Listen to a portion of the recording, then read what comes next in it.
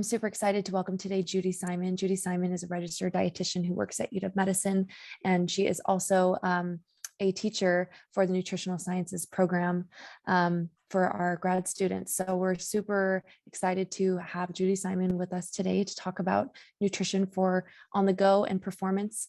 And Judy and I'll let Judy, introduce herself and tell you a little bit more about her talk today. But our main nugget is we really just want it to be an informal space where we can kind of get to know each other, ask those present questions you have. So if you have any questions throughout, raise your hand, throw them in the chat. No need to wait for the end. And just thanks so much for being here. Thank you, Anna. I'm happy to be here today. I'm actually off-site, and one of the things I'm doing is I am attending my professional conference for dietitians. So it was kind of exciting because I had a few new things to add into slides because I'm always learning. As Anna mentioned, I've been a clinic dietitian at Roosevelt up in Women's Health for about past few decades, 20 years. And I've also, for the last 10 years, I'm a clinical instructor in the nutritional science program where I work with our graduate students. So really what I'm hoping today is to help to increase your productivity during the day, give you some ideas how to improve your mood with delicious food, discuss some practical ideas and tips to nourish your body and mind throughout the day, and recommend that you avoid restrictive diets and fads, which can have negative consequences. So something I want to throw out to all of you is, how can food affect your workday? For some of us, our stomach might gurgle. We get stressed, it goes to our gut, eating makes it feel worse. For others, it might be the stress of their job, the stress of their patient load, just the challenges that can come in a workday. But I like the gal who's jumping up at the beach because she's feeling really good and really energized. So we kind of want to know her secrets. So as we go through, I want you to think about what goes on in your day. And I can't always impact your workload, but I can try to give you some ideas about how you can feel the best in the job that you're doing.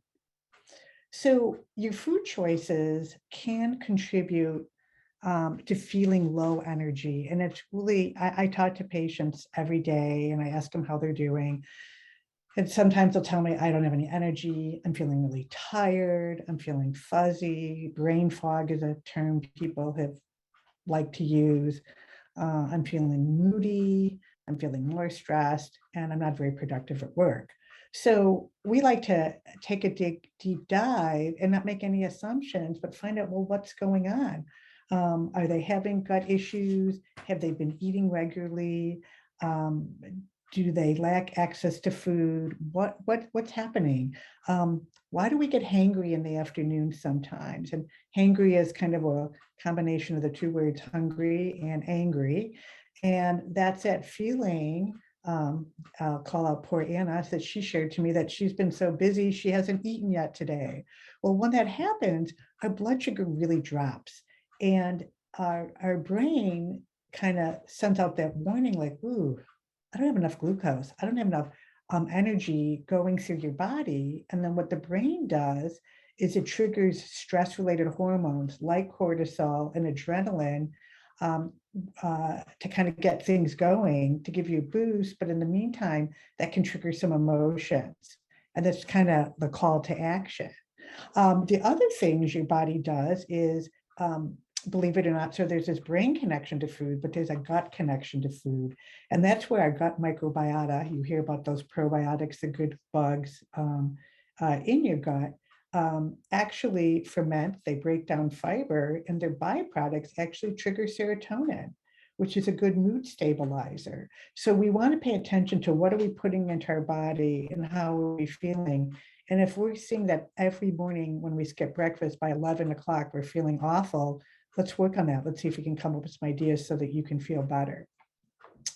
So every, I think it's every 10 years, the United States comes out, our government comes out with what they call dietary guidelines. I know it sounds like a Band-Aid, but really it's a pretty amazing document that they come up with. And it's very accessible for the public to read. If you just go to dietaryguidelines.gov, I think you'd find it fascinating, because really what they do is they don't just say, hey, eat this, eat that. They look at what are Americans eating, and we have good databases. What nutrients are we low in? What are we eating too much of? And sadly, we're finding that when they looked at the 2015 scores, out of a perfect score of 100, that over time, we're not making a lot of progress. Americans were hitting like a 59. So we have room for improvement when it comes to the nutrient density of our diets, and that almost 3/4 of our populations would be considered at a higher weight that might be healthy for them. 6 in 10 adults are living with one or more diet-related chronic diseases, diabetes, kidney disease, hypertension. And so what these dietary guidelines, they look at the science, looking at who's healthy, how do we keep you healthy, who's at risk for chronic disease, who's living with them, and what can make a difference, what can help you with feeling better. And the other positive thing about this information is that they look at all ages, from infants to seniors, different race and ethnic background, and a range of different socioeconomic status. Okay, so we have this data, and we found out that there's a lot of missing key nutrients due to the choices that we make. So this is a percentage of Americans with usual intakes below recommended levels. Vitamin D, raise your hand if you live in Seattle. Over 90% of us actually don't take in enough vitamin D, and that's because we primarily get it from the sun, and we only have a few food sources, and it's added to dairy, and there's a little bit in mushrooms. So this is the one nutrient out of all of these that you might want to talk to your healthcare provider, especially if you have chronic diseases like diabetes, to see if you should take supplementation. Harder to get from food. Most people don't even know what choline is. Okay, choline is a nutrient that helps our brain function, acetylcholine, these neurotransmitters. And a few decades ago, a lot of people were told, don't eat eggs, don't eat egg yolks, they're bad for your cholesterol. Science has since then changed that advice, but eggs are actually one of the best sources of choline. And not only is it important for your brain health, when women are pregnant, it helps with folic acid for neurodevelopment of babies. Omega-3s, you're probably thinking about fish, and not everybody likes fish. I mean, we're lucky, we live here in the Northwest, where omega-3s are abundant from all the great fish that we have. You can also get it from plant sources. So far I've mentioned 2 nutrients, choline and omega-3, that impact your brain health and your stress and how you're feeling energy-wise for the day. Half of us are low in magnesium and vitamin K, and these are so easy to get from food. Magnesium is in seeds and nuts and whole grains. Vitamin K is in leafy green vegetables. Over 40% of us are low in vitamin A. The precursor to vitamin A is beta carotene.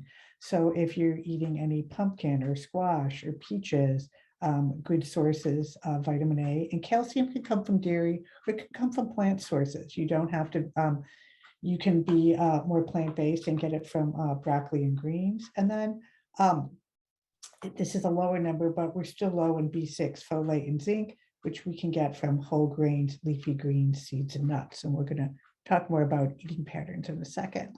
So when we talk about nutrition for optimal health, this is what Whole You is all about. They're providing us with resources for fitness and yoga, because they're trying to help us with how do we fit exercise into our busy day. And I love that they have chair yoga, because that's about all I could do in my office. So I really appreciate that. What can we do for our mental wellness? I know there are sessions today on burnout to help all of us. Getting more sleep. I ask all my patients, they might be coming for me for nutrition, but if they're feeling really low energy, are they getting at least 6 hours of sleep?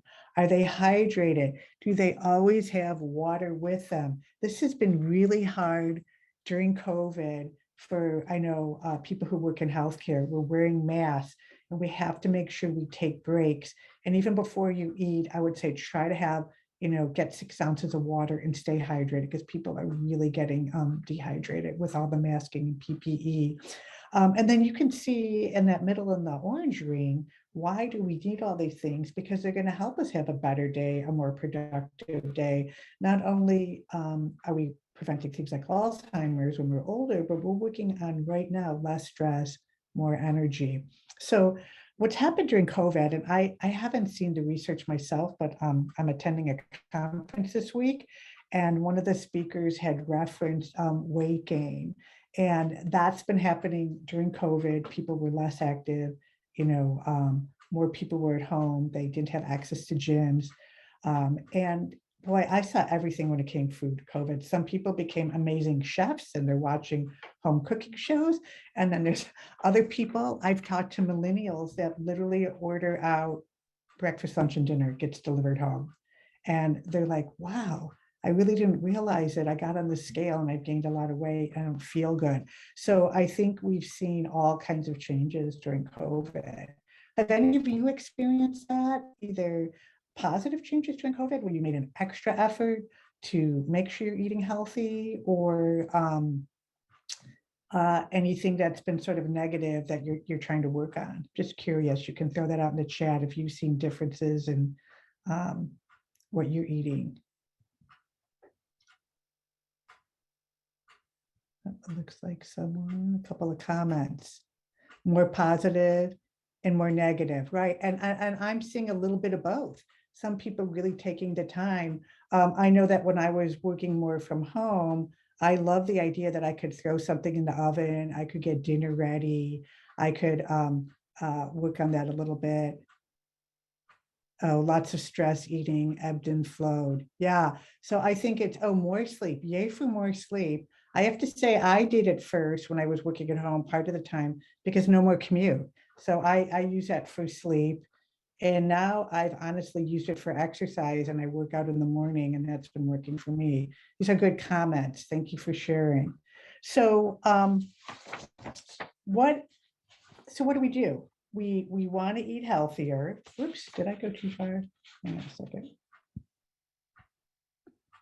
Okay, that was the right one. Okay, so I want to make sure that you're eating throughout the day and you're nourishing yourself. And so we're going to talk about ideas for eating in the morning, getting our day started. And I'm kind of assuming that more of you are on day shifts, but if you're someone working in an evening shift, your breakfast is going to be different than my breakfast.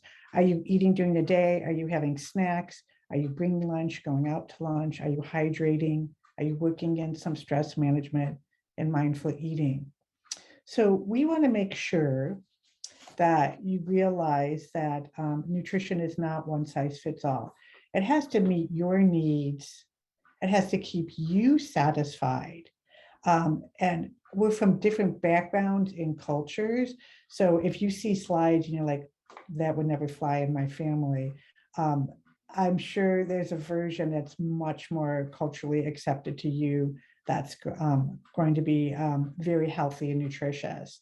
I don't want you to be bogged down with extreme cravings, or on the other hand, feel that you have to follow unnecessary restrictions. Somebody in your family is going on a really strict elimination protocol, and all of a sudden you don't know what to eat anymore because your diet is being changed as a result of that. Oops, sorry about that. I'm trying to look at the chat, and I'm multitasking, which I learned sometimes can blow up in your face. Okay, and you want to make sure it's flexible with day-to-day changes, okay, that you're able to adapt your eating, your sleeping. So what should I eat? If you go on social media, or if you go online, you're going to be really bombarded where everybody tells you, they're like evangelical about it sometimes. Well, you should eat this way because I'm doing it, or I lost 10 pounds on keto, or I went low carb. And this is, you can tell, a couple years old, but because South Beach is out. And it kind of shows you that these diets all recycle themselves with different names, okay? And a lot of them have really big promises. And I always kind of laugh. One of my areas is reproductive health and helping men and women and people start families. And so I'm really pretty up on the fertility literature, and they'll come in and say, oh, I was just on a site and yep, keto is it for fertility, when there's no study perhaps that's even said that. So The problem with some of these extreme diets, they sound so good. They sound so seductive, like they're gonna save us and, really make a difference in our life. But just briefly, I want to mention that some of them really involve severe calorie restrictions. Even some of the apps you get on your phone, when you say, "Hey, I'd like to lose a pound or two," and maybe you're a larger person and they tell you to start off on 1,200 calories. Well, that's a pretty severe calorie restriction. It's going to be impossible to get all your nutrients that you need, and we're probably ended up with some deficiencies in your diet and sometimes adverse symptoms. So for example, if a diet is low in fiber and you can't eat any whole grains, you might be having trouble with constipation or stomach issues. But one of the things our body does to try to protect us is it doesn't like dieting. It doesn't like when you cut back.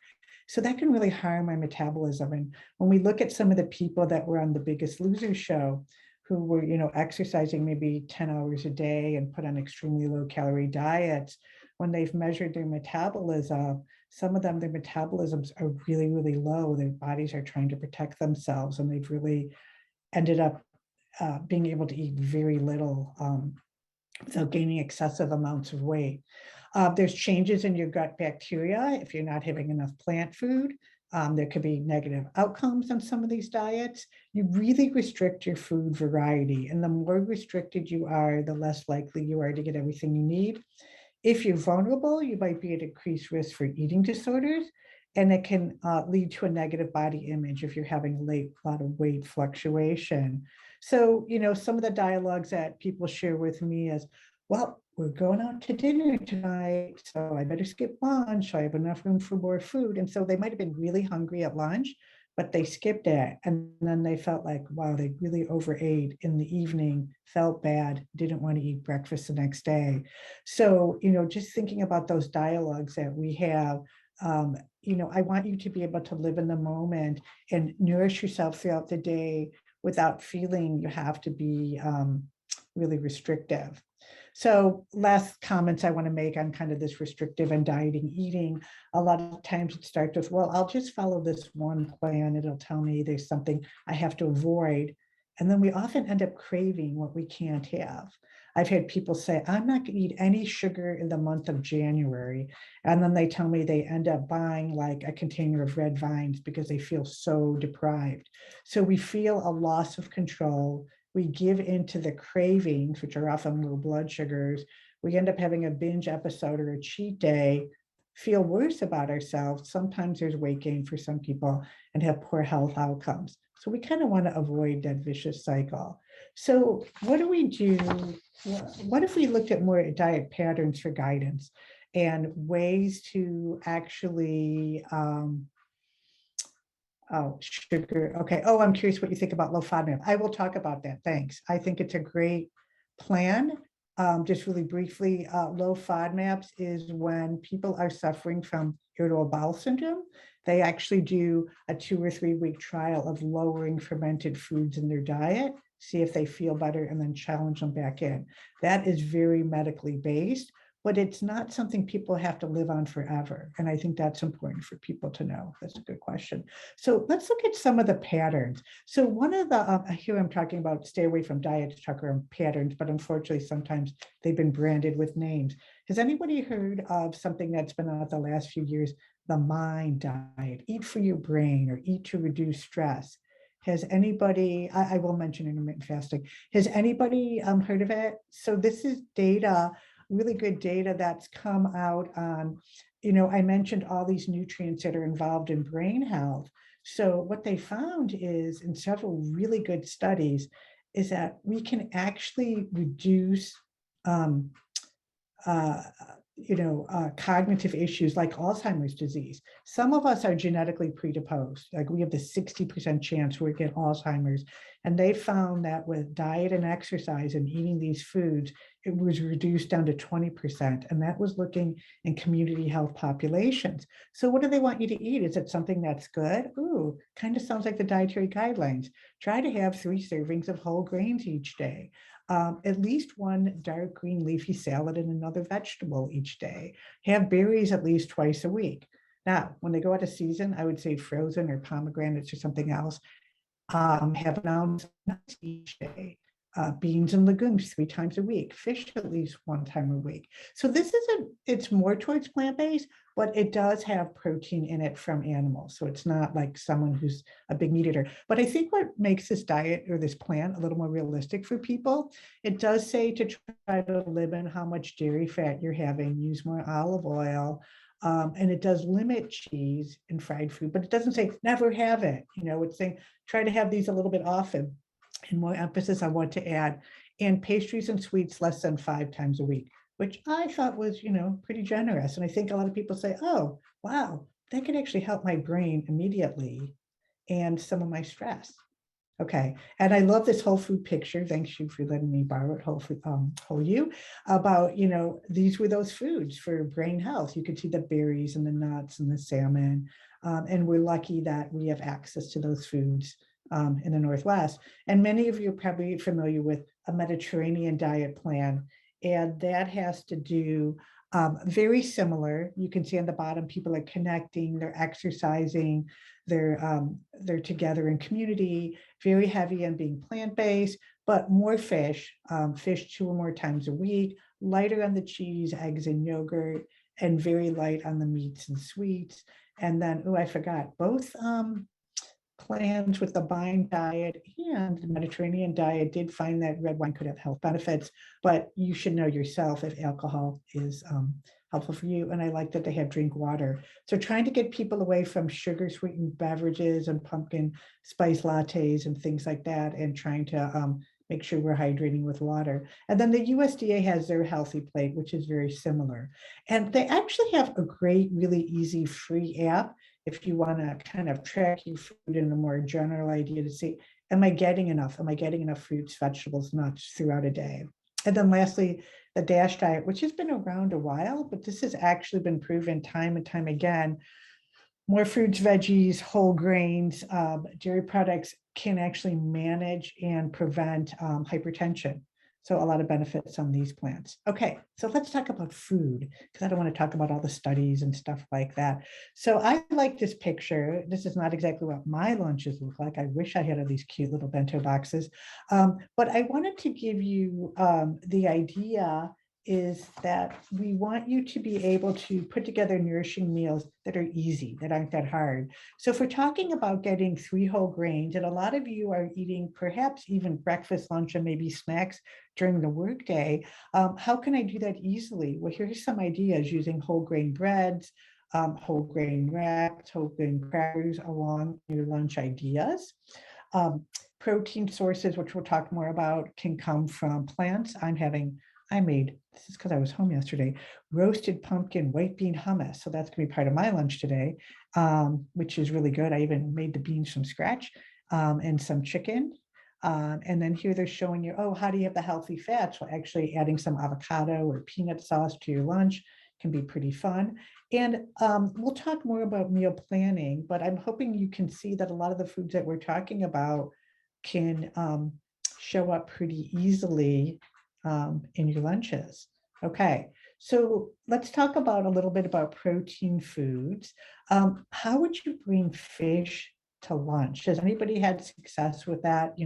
If you heat it up in the microwave, you may not be that popular. Some of you may not have access. Any ideas on how you could possibly, if you wanted to up your fish intake, how you could do that? Maybe something you could bring to work or buy at work. Any ideas for that?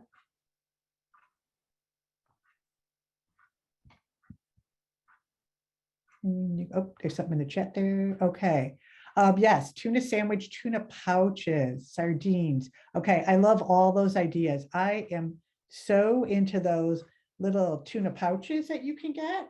They're so convenient. I actually leave them in my drawer because I always have this nightmare that I'm going to get snowed in one day. It hasn't happened in 20 years.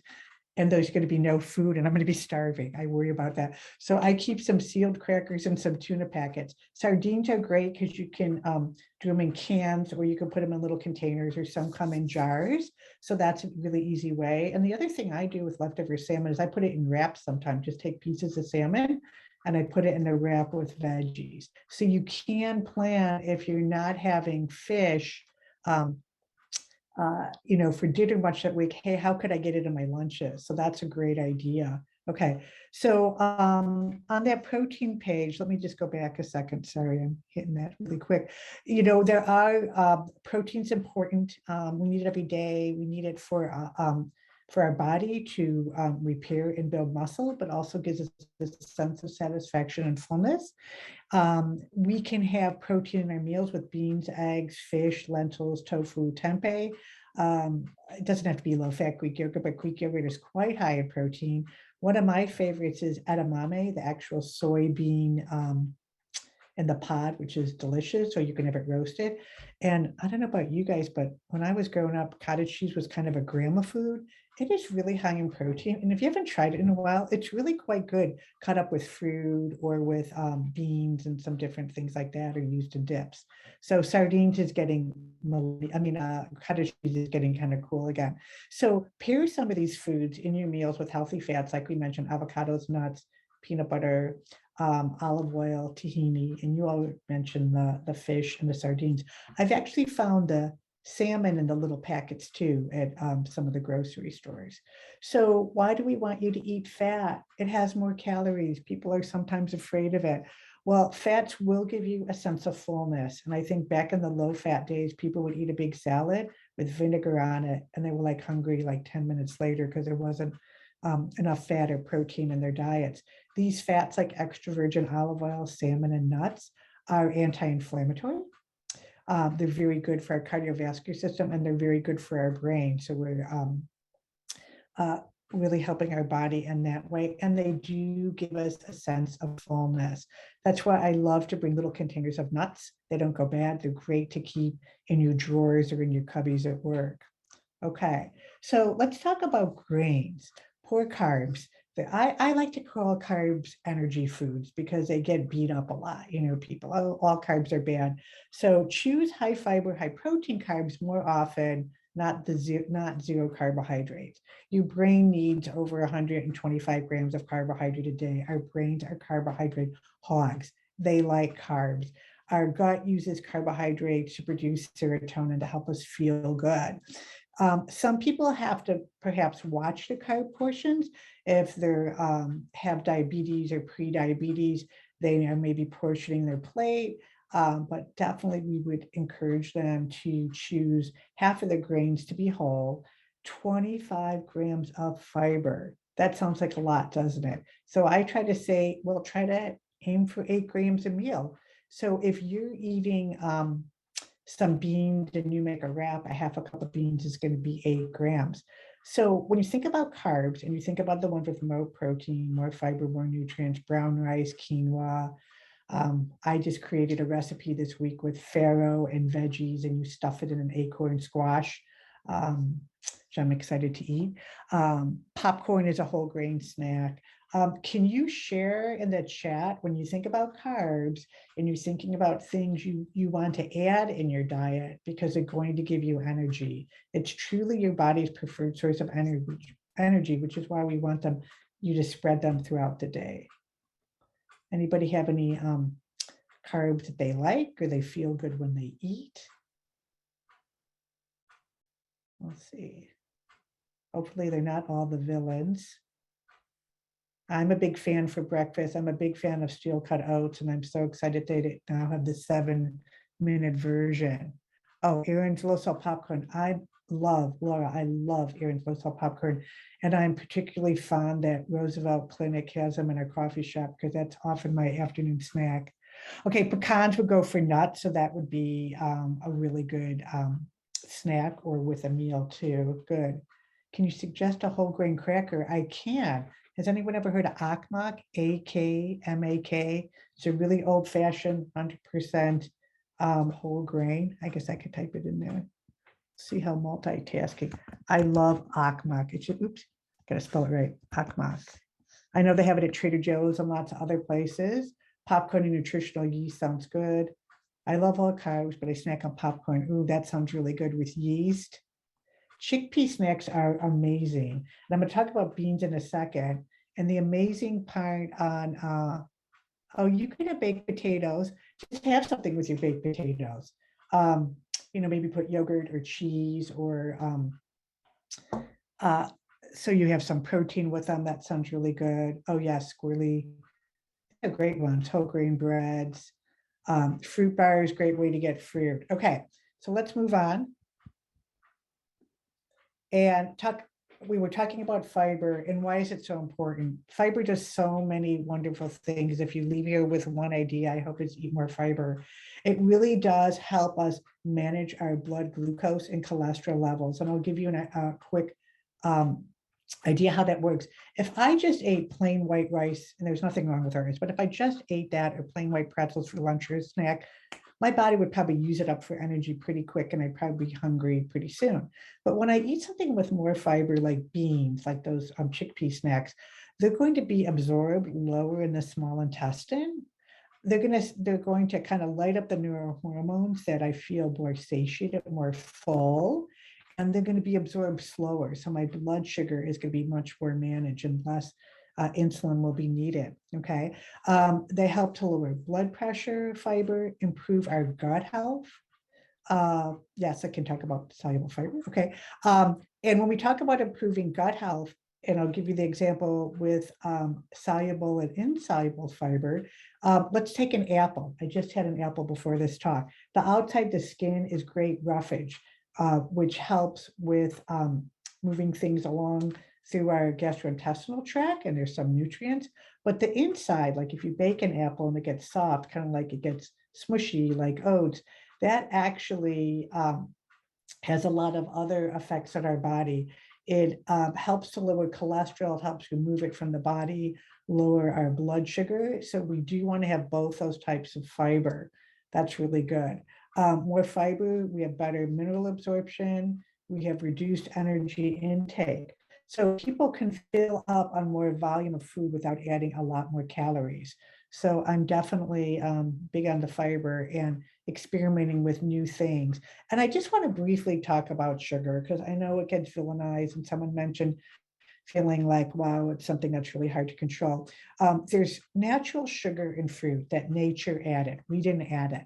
So yes, an apple or an orange is going to have some fructose in it, but it also has fiber. It's lots of nutrients and antioxidants.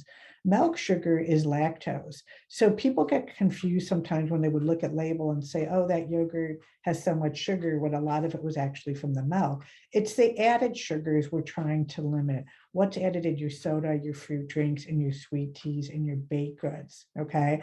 And the dietary guidelines are recommending, are recommended about limiting how many additional teaspoons of sugar you have. Agave is 90% fructose, so it still has calories, okay, but it's not the same as table sugar. So I would still use it sparingly, but some people enjoy the taste of that more. So look at, this is one of those popular Arizona green tea drinks. And, you know, the confusing thing is it will tell you there's 3 servings in it, okay? And so, yes, it's 17 grams of sugar, but if you drink the whole huge thing, that's 51 grams of sugar or 13 teaspoons in that can of iced tea. And so I think a lot of people don't realize how much sugar. Maple syrup is probably my favorite sweetener. Somebody asked about it. Yes, it has calories, but honestly, if you compare it to sugar, I bake with it a lot. If I'm making like a pumpkin bread or something, you can use less volume to get the natural sweetness. There's a little bit of nutrients in it too. Excuse me, just like honey does. Okay, good questions on sugars. So let's talk about, because I don't want to run out of time on us here. How do we put this all together? So one of the things I want you to think about is trying to have more food groups in your snacks to stay satisfied. And some people really find preparing them in advance is really helpful. And I'm going to talk about these little containers and jars because you might be like, oh my gosh, how much money do I have to spend? I use mason jars all the time. I save all my jelly jars and I put snacks in them all the time. And you can even get those from Goodwill. So I don't want you to feel like you have to spend a fortune on all these cute little containers. Some people, when it comes to meal planning, they like to plan it out to the T. They want to know what they're eating every meal, and that really works well for them. I'm kind of a hybrid. I like to know I have so many dinners, so many lunches ready, and then I may switch it around depending on, what I feel like. And I want to give you some meal planning tips. So let's talk about breakfast. And I'm curious, I do kind of a combination of both. If I have to get to work really early, I might pack my breakfast, but I'm also someone who talks about breakfast the night before because I love it. So I might make overnight oats or a yogurt parfait or a breakfast sandwich or a peanut butter sandwich. But otherwise, I'm kind of the hot breakfast kind of gal, breakfast wraps, waffles with fruit and yogurt, things like that. So I'm curious if anybody has a favorite breakfast that they feel gets them going, because I try to get the whole grains with the oats, fruits, and nuts. I've got 3 different food groups in there, and sometimes I even cook with a little bit of milk on those too. So I'm curious, do you have any favorite breakfasts that you might suggest or that work well for you? I'm also big on, veggie omelets. Oh, these are good. Granola and oat milk, really simple. And you can even take that omelet idea and put them in muffin tins, bake them and freeze them. I do that a lot with little mini quinoa kale quiches. I agree. I'm a breakfast sandwich fan. I make them a lot. Nature Valley protein bar. Okay. I would rather you have a bar than not eat. Ooh, veggie stir fry with tofu sounds great. Have some protein in the morning. Okay. That's where you could get your egg in to get some choline. And really, I think the size of the breakfast is up to you. But I find that if you're going to be active during the day, starting to fuel in the morning is really, really helpful. Okay. Keys to success in meal prep. Why do it? I promise you, you will save money. If you buy all your meals out and you look at your receipts, it really gets expensive. It's less waste. It's more sustainable. It really does save time, but you have to put the time in on the front end, and you can manage your portions for snacks and planned overs. That's why I like to make, I'll have to get back to that one more question. I like to make a big pot of soup. So with my leftover beans from my hummus, I'm going to make a quinoa soup out of it with some kale and all that and then I'll freeze some of my servings. And then if you're eating more healthfully and you have the food ready, you are more likely to have energy for performance throughout the day, and you can improve your multitasking skills. So that means when you are at home, you can be cooking something, you can be baking something, you can be working on a few things at the same time. Okay, that means you have to like to cook. So batch cooking is great. Okay, oh, that's a really good comment, Laura. Hello Fresh. A lot of my patients say, okay, Judy, this sounds really good, but I'm not that skilled. I don't have the time. I think some of the home delivery kits like Hello Fresh, some of those are fantastic. My patients learn how to cook. They get portion sizes. It's reliable. I think that's a great idea. Going back to meal prep tips, think about batch cooking. I freeze a lot of things because usually Thursday nights, nobody wants to cook. We take something out of the freezer, we warm it up and maybe add a salad. Adding vegetables and salads to your meals so you can get those extra vegetable servings. Grab and go containers. I suggest, not any particular brand, stackable, nestable, BPA free, and leak proof, because if you've ever been on the bus, and I have back in my busing days, and had your lunch spill on your clean pants, it's really not that fun. And make sure they're microwave, dishwasher, and freezer safe. And that includes, you can take mason jars, leave some room, leave some air in there, and you can put them in the freezer. I do this all the time with homemade soups. Okay, some more prep tips. Pick a prep day. I pick a weekend day and then kind of a midweek day to kind of see where we at. Do some planning for the week. Go shopping or order online. Make sure you have time to prepare and cook, portion and pack, and have some grab and go things. One thing I just made a recipe for was energy bites, and they're delicious. Just nut butter, oats, a little maple syrup, some chocolate chips. Because I got bar fatigue, but I like to be able to bring those with or keep them in the freezer when I want some good bite-sized energy things. A couple of resources, there are so many, but a lot of my dietitian colleague friends have just put together these amazing cookbooks where you can go through and they plan it out for you. So you could pick the meals that you like. And they even do, they generate like grocery lists and all, which is really good. And there's a new app that one of my patients just shared with me called Cookbook. And you can put 40 recipes in for free. You can literally upload recipes or put your own in, and you can put them into a meal plan, and it makes a shopping list for you. I'm like, I wish I would have created something, so useful. So I learned so much from my patients, and these were some of the things that that I learned from them.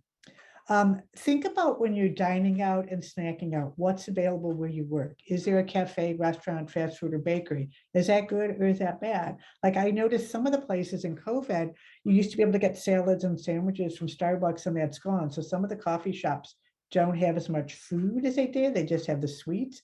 But I know that I'm only familiar with what's in Roosevelt because that's where I work, that they still stock, thank goodness, sandwiches, breakfast sandwiches, salads. And then they also have soups every day, which is nice. And some of us have access to grocery stores. We're near Trader Joe's, we're near Trinity grocery store where you could buy an apple, you could go get an entree salad or something.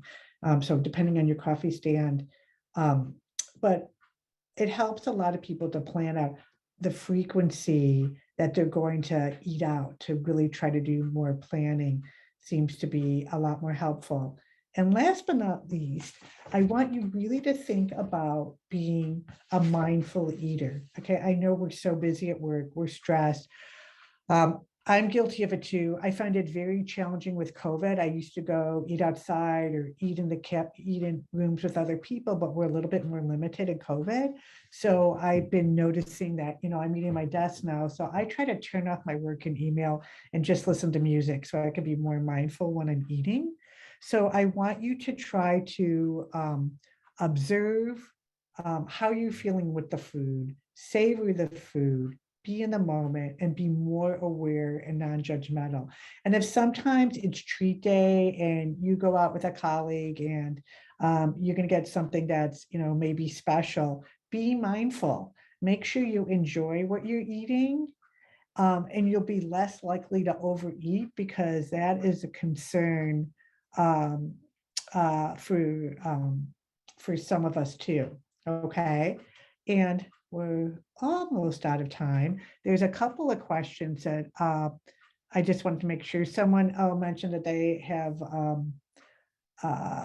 you know what, Leanne, why don't you, she sent me a direct message.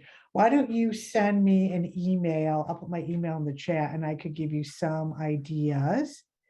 And then I went back on the Whole You website, and there are so many good resources. There are recipes. There are, when we did those whole salads in the jars, Whole You has done like a fabulous job of, so many nutrition topics that we've covered, and they have those all on the website. So a lot of good recipes, some meal prep things and things like that. And let me make sure. I'm going to leave my email for everyone.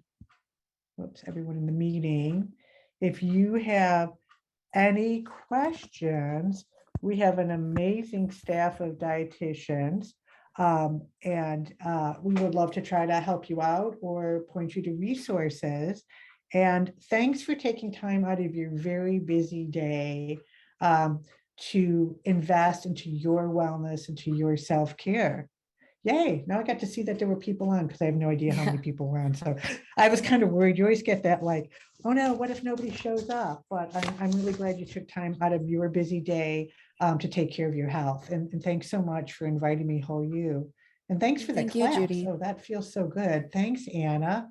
Thank you so And much. feel You're free always to, just such a wealth of knowledge and a lot of Oh, the resources you're sharing, you helped us create. So we're always so good. thankful to partner with you. And we can make sure and email out some resources too. If you're ever looking for something, reach out to Judy, reach out to us. We can Please point you do.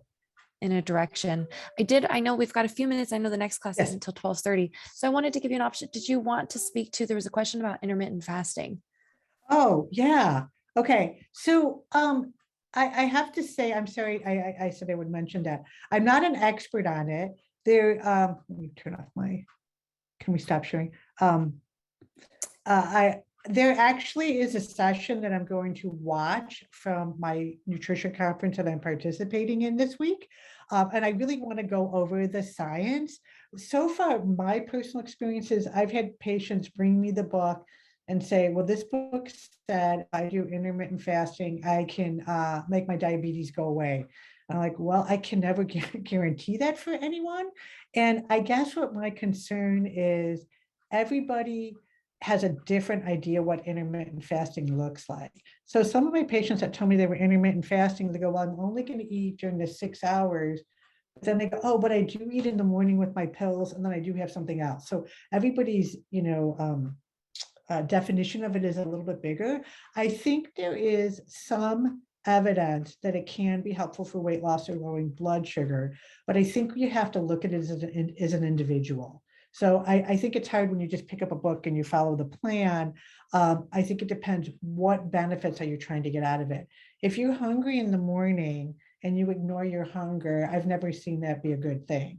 Do you know what I mean? But for some people, they found that, if I'm eating well during the day and dinner is done at 7 and I turn the kitchen off, we all fast every night, and our body needs that, and that's okay.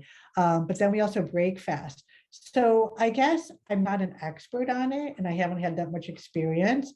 I'm going to read a little bit more of the literature, but I tend to be a dietitian that works with people as individuals and sees what their life is like and what's going to work best for them. So it's not like I say, read the book and go ahead and do it, or do the 7-hour fast. I kind of want to stay tuned. I'm very sensitive to disordered eating. A lot of people have binge eating disorder, which is truly an eating disorder, and things like intermittent fasting is not going to help that, So I want people to be attuned to their body. So I would say I'm not the expert on it, but I would explore it with someone, on an individual basis. Hope that was Thank you, fair. Judy. Yeah, no, we Yeah. appreciate your, it is important for all of these, nutrition topics to remember everyone is different and your needs are specific to you. So thank you for Yes. speaking to that. Yeah. Yeah. Well, on that, we are going to go ahead and close this session. If you've got a little bit more time, we have chair yoga at 12:30. We'd love to have you on with us. If not, if this is last session, you can attend our only session today. Just thank you so much for being here. Thank you for all of your work at UW Medicine. We really appreciate everything you do for our community. We hope you can take a little time for your wellness today. If that means joining us later, that's great. If not, we'll see you at a future date. And thank you so much, Judy, again. I hope you have a great rest of your conference, and we look forward to hearing more about what you learned. I'm going to get lunch and hop back on. But nice to meet you all. Thanks so much.